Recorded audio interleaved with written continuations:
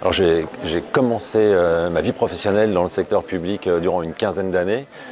Ça c'était il y a 20 ans, mais j'ai gardé un œil attentif et intéressé au monde de la communication publique et notamment territoriale d'où je viens. Et j'ai pu voir avec grand plaisir qu'elle n'a cessé d'évoluer, de se professionnaliser, de s'adapter, d'être de plus en plus agile. Communication publique de plus en plus professionnelle qui a su s'adapter à toutes les évolutions que nous avons vécues ces dernières années, l'arrivée de l'Internet, les réseaux sociaux, l'immédiateté.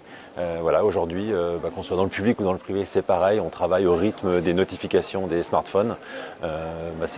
Ces nouvelles façons de travailler, cette nouvelle façon d'aborder la communication publique, évidemment, l'a saisie et je pense qu'elle est au top aujourd'hui et qu'elle n'a rien envié aux autres communications. Alors c'est vrai, souvent on oppose les communicants du public et du privé. Et je ne comprends pas vraiment la raison de cette opposition. D'ailleurs, je viens du public, je suis allé dans le privé, je retravaille pour le public. Nous faisons exactement le même métier. Alors c'est vrai, il y a parfois des nuances de rythme de travail, d'agenda, de priorité.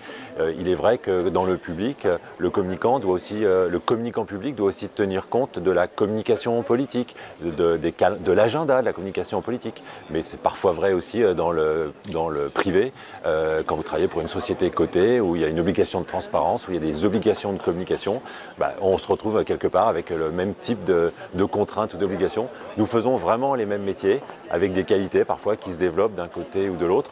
J'en note pour moi, une des principales qualités du communicant, c'est le sens politique. Je ne parle pas du sens politique du communicant politique. Le sens politique, c'est essentiel en communication et souvent, il est davantage développé dans les communicants qui sont issus de la com publique. Et ça, c'est une qualité énorme que le communicant du privé peut aller chercher et recruter dans le public. Après, il y a aussi des façons de travailler, des moyens qui sont parfois plus importants, différents, une ouverture sur l'international que le communicant du public n'a pas nécessairement dans le cadre de sa fonction du moment. Ça, il peut aller le chercher chez le communicant du privé. Donc les passerelles existent, elles sont très simples, nous faisons absolument le même métier, donc il ne faut surtout pas se mettre de barrières, on peut parfaitement passer de l'un à l'autre, j'en suis l'illustration, mais on est très nombreux et très nombreuses à l'avoir fait.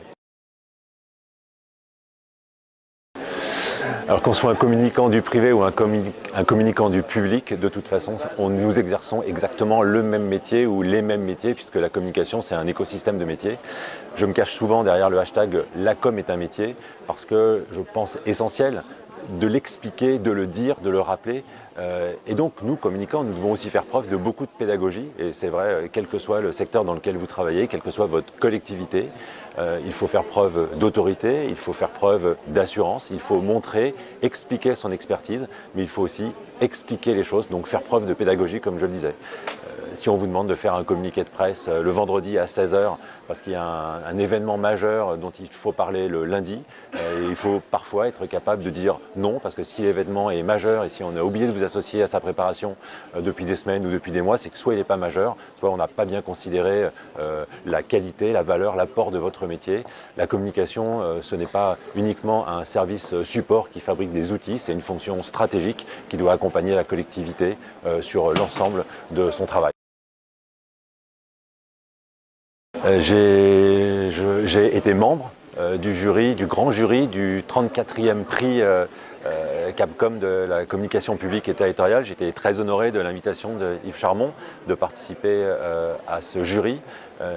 Et ensuite, j'ai été épaté de la qualité des dossiers qui avaient été présélectionnés et soumis au grand jury, épaté par leur créativité, par leur engagement, parfois par leurs faibles moyens et leurs résultats ultra impressionnants. Je pense que ce 34e jury et ces 34e prix vont en impressionner plus d'un. Oui, on est dans la communication publique, oui, on est dans les collectivités territoriales, mais attention, on n'est pas enfermé, on n'est pas parisien, on n'est même pas métropolitain, on est très français, très au-delà de nos frontières et de nos codes habituels. Vous allez voir, ce sont des prix qui récompensent un travail de qualité, un travail très dynamique, un travail très créatif et un travail très ouvert sur le monde.